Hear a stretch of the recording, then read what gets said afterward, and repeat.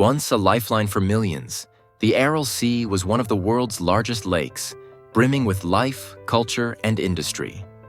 But today, what remains is a barren wasteland, an ecological catastrophe of unimaginable scale. Welcome to Know Your World, where we explore the wonders and discover more about our planet. Today, we uncover the story of the disappearing Aral Sea.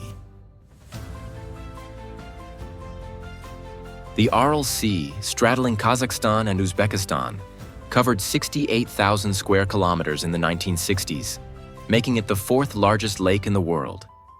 But then came disaster.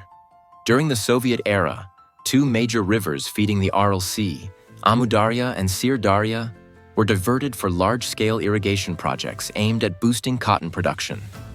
The results were catastrophic.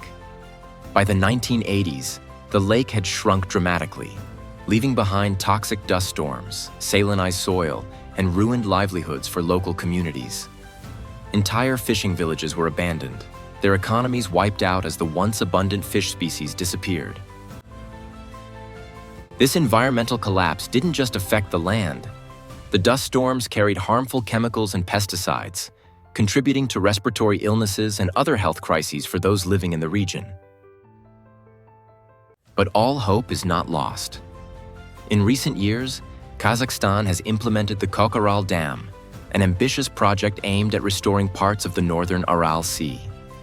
With improved water management, some fish have returned, and local fishermen are beginning to reclaim their livelihoods. Additionally, global awareness of the Aral Sea disaster serves as a powerful lesson on the consequences of unsustainable development. Efforts to protect water bodies worldwide have gained momentum, ensuring that such tragedies are not repeated elsewhere. The story of the Aral Sea is both a cautionary tale and a testament to human resilience. While we can't undo the damage of the past, the efforts to bring life back to this region show what is possible when we work together.